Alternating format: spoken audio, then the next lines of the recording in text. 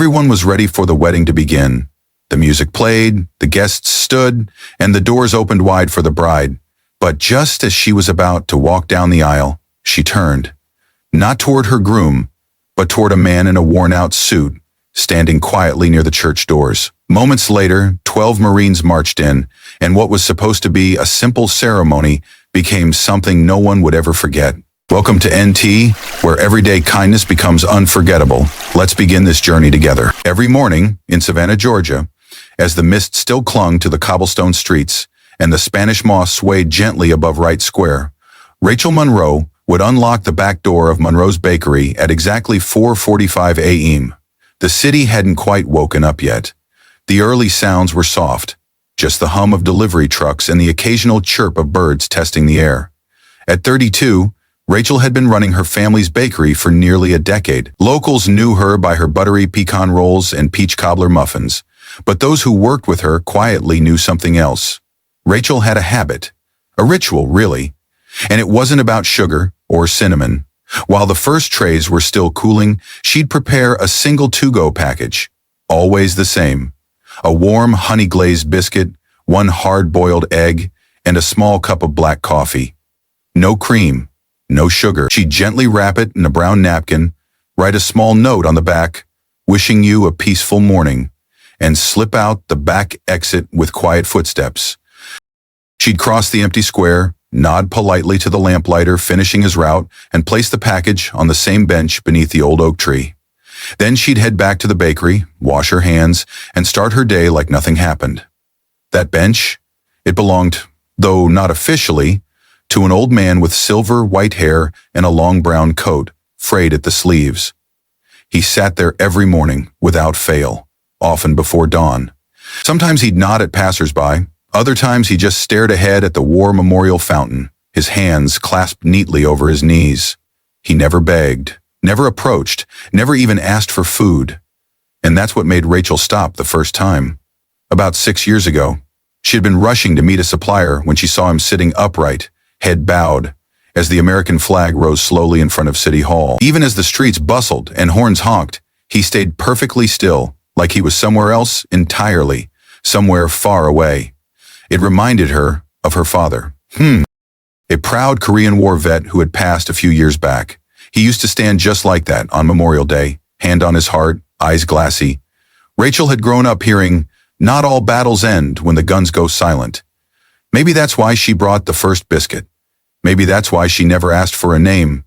Co-workers had noticed, of course. They whispered things like, "She's feeding ghosts," or "That man could be dangerous," but Rachel never argued. She simply smiled, wiped down her counters, and prepped another dozen blueberry scones. Because to her, kindness didn't need permission. It just needed consistency. She never saw him eat. By the time she passed by the bench again after the morning rush, the package would be gone. Sometimes the napkin remained, folded carefully and placed right back where she had left it. Not a word exchanged, not a thank you, not a name, but every day he came. And every day she showed up too. Some people find meaning in grand gestures. Rachel? She found hers in a biscuit, a bench, and a quiet nod exchanged beneath an old oak tree. Winter in Savannah isn't as bitter as up north, but the damp chill still made Rachel pull her sleeves down a little tighter every time she opened the bakery's back door. That morning, the sky hung low and gray, beads of mist clinging to the window edges. Her old scarf, a dark walnut brown, frayed slightly at the ends, was the only thing keeping her neck warm.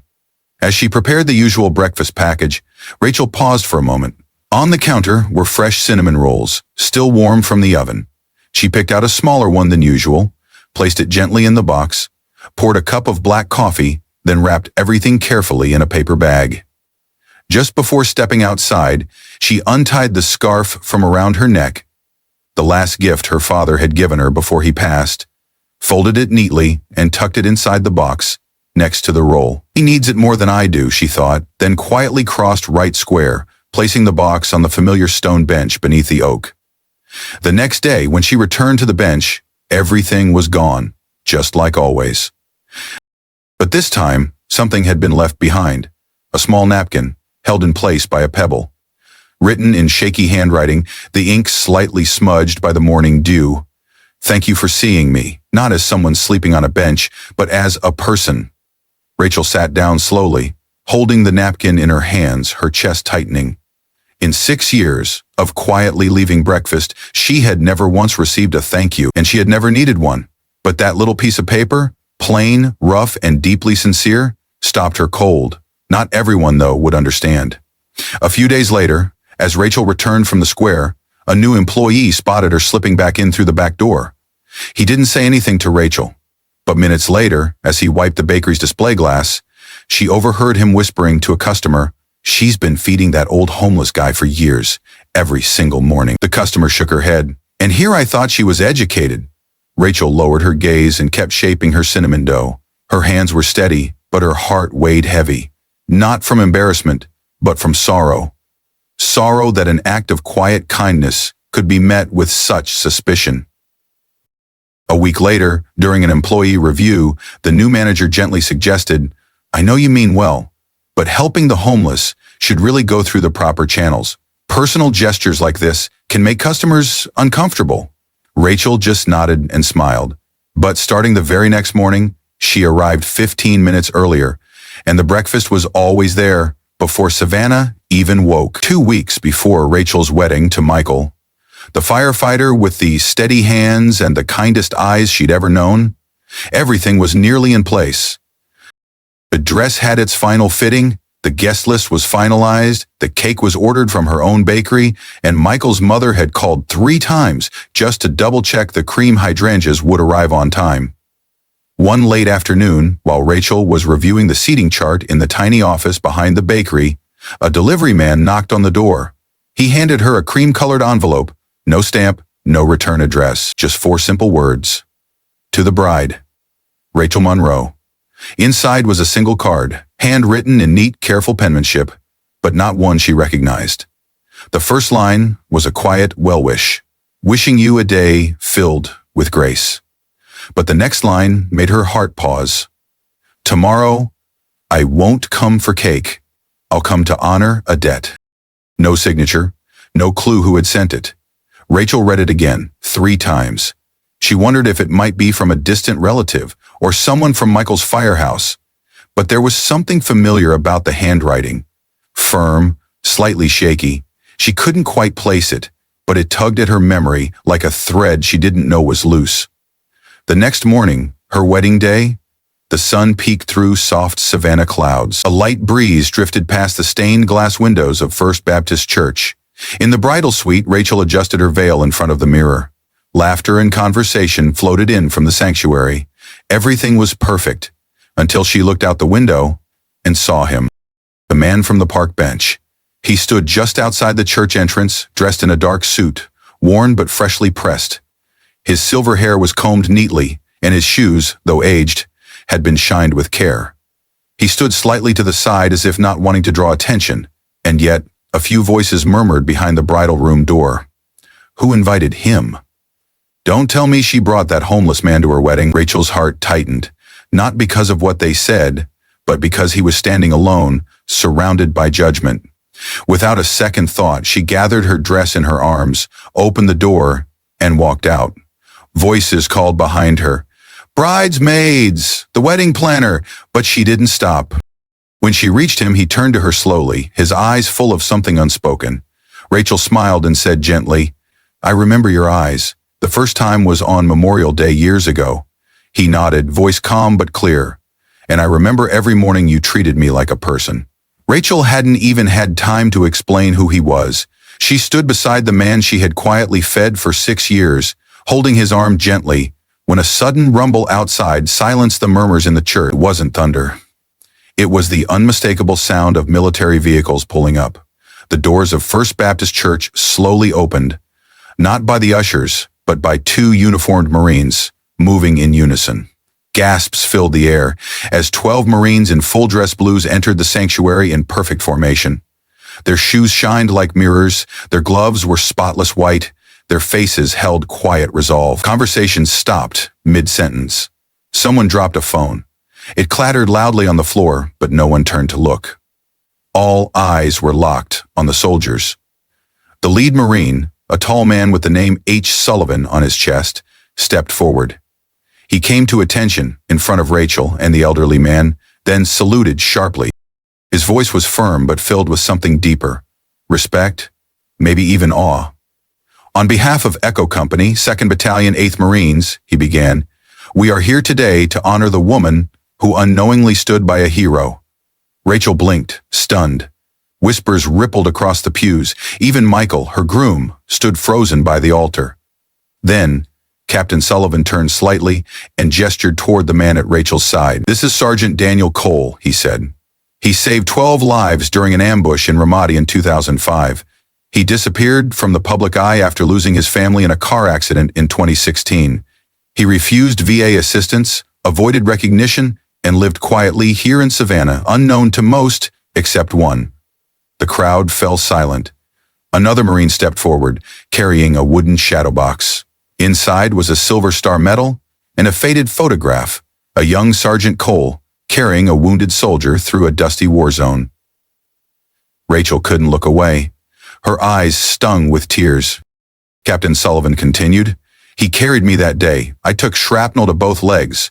I wouldn't be standing here now if it weren't for him. And if it weren't for you, Ms. Monroe, he added, turning back to Rachel, he might not have lived to see this day. The man beside her, Daniel Cole, squeezed her hand gently. She finally whispered, I had no idea. He smiled, his voice low but steady. That was the point. I didn't want to be thanked. I just didn't want to disappear completely. And somehow, every morning, you reminded me I was still here. The 12 Marines shifted into place, forming an honor guard leading all the way to the altar. Rachel stood motionless, overwhelmed.